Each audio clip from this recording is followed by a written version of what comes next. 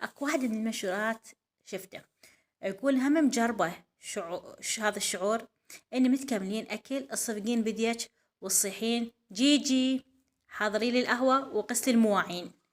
لا يابه ما مجربين هذا الشعور، بس مجربين شعور جيجي بنفسها. نجي نكمل احنا نغسل المواعين وننظف البيت. شلونكم بنات؟ شو اخباركم؟ يا رب الكل بخير وباحسن حال.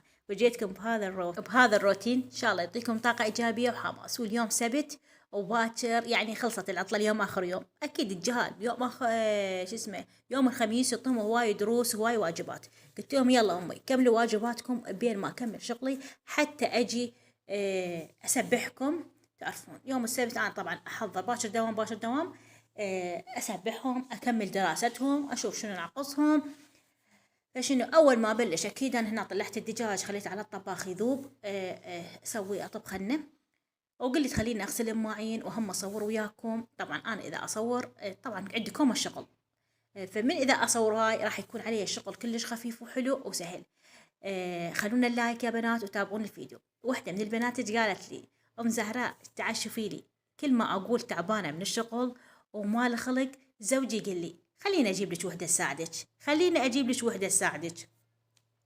ذاك اليوم قلت له شلون نجيب له وحدة تساعدني؟ منو تجي تساعدني؟ قال لي ايه اتزوج وخلي هي تجي تساعدك. فشنو راح بذاك اليوم قلت لها نفس كلام زوجي، اذا اقول تعبانه يقول لي ايش بيك خلينا اجيب لك وحده تساعدك بالبيت. يابا هي تساعدنا لو احنا نساعدها؟ لا يا بلا، خلينا اشتغل اكثر من هذا الشغل بعدة مرات، ولا تجيب لي وحده تساعدني بالبيت. يا محلى الشغل من تشتغلينه ببيتك وترتاحين حتى لو تعبين، ما بيها شيء. تتعبين ببيتك يعني هذا التعب بنتيجة. يعني من تعبتي شفتي المطبخ مالتش نظيف، شفتي البيت مالتش نظيف ما شاء الله، طبختش محضرتها نظيفة وطيبة وعلى ذوقهم. التعب يعني مو يعني تقولي انا اتعب بدون فايدة، لا اجي اتعب لعائلتي وجهالي. فهاي كلمة احنا نقولها، فمو نقولها ما شاء الله رياجينا خلينا نجيب لك وحدة تساعدك. خدامة؟ لا مو خدامة، اتزوج وزوجتي هي تساعدك. الله عليكم والله انتم بنات اذا عندكم شريكة بالبيت، يعني اذا زوجك متزوج عليك، صحيح هي اللي تشتغل مو انتي، هي اللي تشتغل وانت القاعدة المدللة. طبعا هذا دائما كلام الرياجيل. دائما زوجي اذا اشكي من شيء او تعبانة او شيء قال لي المن تشتغلين قعدي ارتاحي. قلت له عاد منو يكمل هذا الشغل شيء؟ قال انا اجيب لك وحده تساعدك. منو هاي تساعدك؟ انا اتزوج. انا عبالي يقول لي جيب لك خدامه. قلت له لا يا بيا، اشتغل هذا الشغل وقد بعد 10 مرات. طبعا انا بنشتغل هنا والله فد يعني شيء صحيح اتعب وهاي، يعني انا شوي عندي اقول لكم مفاصل، بس يابا من اكمل انسى المفاصل وانسى التعب وانسى. طبعا واحد انا اتذكر المرض من يشوف الشغل مكوم عليه ويشوف البيت هوسه ويشوف المواعين، يتذكر الامراض اللي بجسمه كلياتها. بس لا اذا كمل شغله و راح يحس بالطاقة الإيجابية والصحة والعافية وكل شيء ما بينا نصير مش أقول لكم كل الحيل بينا. طبعا أنا والله بنكمل خصوصا المطبخ بالذات إذا المطبخ نظيف. أنا كله نظيفة، مو بس البيت كله نظيف. أهم شيء هو المطبخ. طبعا نحن نبدي بالمطبخ ونختم بالمطبخ. وطبعا أنا كل ما أنظف راي هاي المناشف. دائما أنظف المناشف لأن حتى من أرجع أنظف بيهن بعد القدا ورا ما أنظفها ما أخذ تنظيفة للمطبخ تكون عندي ناشفة ونظيفة. وكل مطبخ أنا مخليت له البارد منشفته خاصة، لأن المطبخ البارد ما بيدوم بنات، بيه تراب مي على السنك، من أشتغل على الكاونتر يوقع يعني أشياء بدون دهون. بس لا المطبخ الحار لا كله دهن، كله دهن. الطباخ امسح من هنا السيراميك أو طفر من هنا كله دهون. هنا أنا من البارحة اليوم أنا أشم الريحة كلش قوي. شنو هاي الريحة؟ ريحة الثوم. شنو يابا شنو هاي ريحة الثوم؟ قلت لهم ماما لاعبين بالثوم فاتحين ثوم، لحد ما اجيت يمه وشفت الثوم مالته كله مخضر وجاي يطلع من عنده ريحة. طبعا هنا قبل كم يوم هنا هم الجهالي كل ما يشوفون ثوم مخضر ياخذونه، بس اليوم جيت لقيت كيلو، هذا كيلو يمكن نص اكثر من نص، بس هو كلش قديم صار اشتغل به هذا الثوم. مخضر لين راح ينتهي الموسم، يعني راح يبدأ قصدي موسم جديد مالت الثوم، بدأ يخضر، راح يدخل الربيع ما شاء الله كل شيء راح يخضر. طلعت الزين اللي ما مخضر واللي ما ناشف، بس اللي ممرود والناشف والمخضر كلياته شمرته. وطبعا حسن ومعصومة أخذوا لهم وجبة من الثوم وزرعوها، هسه إن شاء الله أوريكم إياها من نطلع للطرمة. طبعا هي السلة نظيفة، بس هنا أنا عدة فتة الثوم من أعصر بيئة أشوف فيها الخربانياشي الطشر من عندي. قلت خلنا امسحها وياي مسحة خفيفة وهم خلص بينها، هي أول وثالث تتنظف.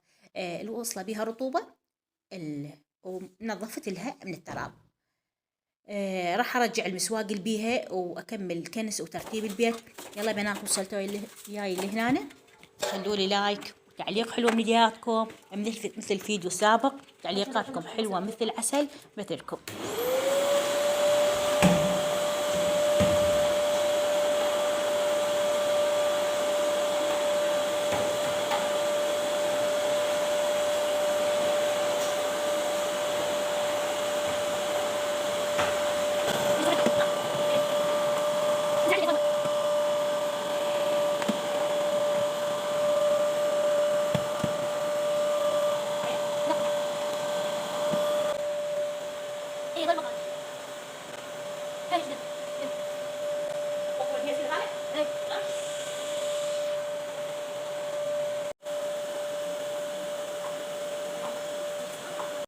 كملت تنظيف البيت، أكيد كله كنس خفيف، بس أنا أقول لكم المطابخ شوي أخذت وقت مسح وترتيب، بس لا البيت كله بس مجرد كنسة بالمكناسة.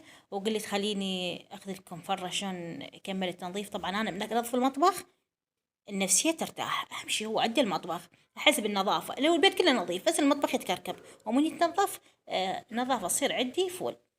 قلت خليني انظف المكناسه انه رسول هنا مو بالمدرسه، دائما كل ما اريده ينظف ليها ينكت ليها من التراب يكون مو هنا طالع له بالمدرسه، تبقى المكناسه ومأجلتها يوميه باكر باكر ومليانه تراب.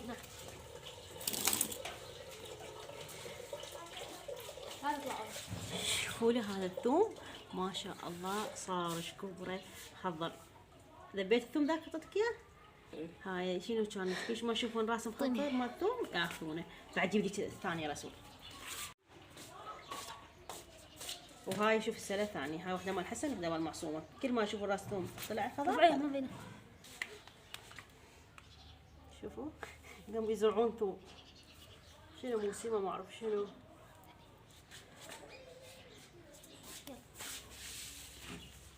هاي يعني شراها لك.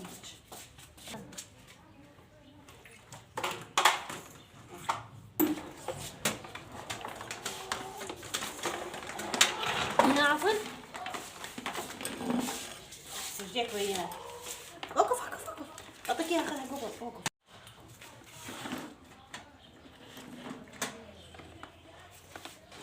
عفوا نايمة لا طب وين بيها يلا. زين أكدها زين مو تمسك إياها مو على ملابسك. مو تحت القاع.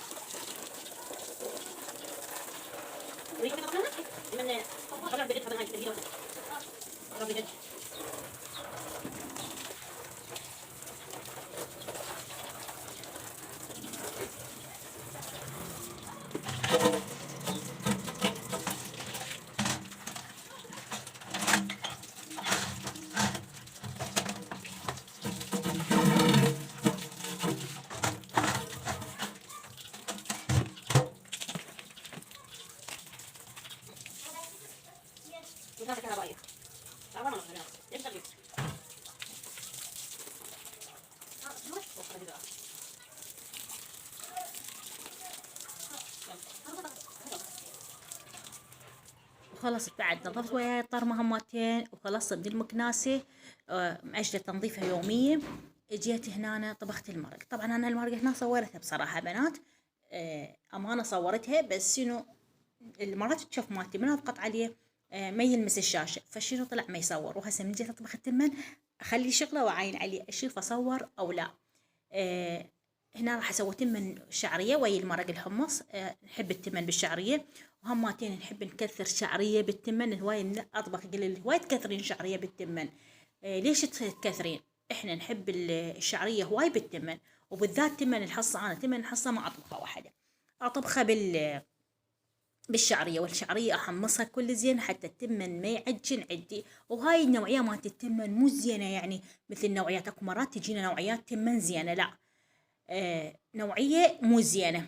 فشنو حتى ما تحبب عندي ولا يعجن عندي، احمص الشعريه والتمن انقع مي حار لمده ربع ساعه لحد ما يصير لونه كله ابيض. لان مرات تجي تنقعين التمن حبه تصير شفافه وحبه تصير بيضه. فشنو الشفافه تظل تقرط والبيضه تعجن. فشنو هنا يتنقع يصير استوى واحد، والشعريه تمتص السوائل اللي بالتمن كله. واحنا همين نحب الشعريه بصراحه حتى التمن ما يعجن. انا جهالي يحبون الشعريه، او اسويها حلاوه وحدها او تسوينها بالتمن، ومنخليها بالذات بهارات تصير ريحتها كلش طيبه، ولا كانه تمن الحصه هذا اللي مو زين. الحمد لله وشكر واحد ما يتبطر على النعمه. بس يعني الشعريه كلش طيبه تعطي التمن الحصه. وهاي المرقه مالتي، وهنا أنا ما شاء الله خير وبركه من رب العالمين. وصلت لنهاية الفيديو، إن شاء الله يكون فيديو حلو تشجيعي لكم. وإذا عجبكم لا تبخلون عليه باللايك وتعليق حلو.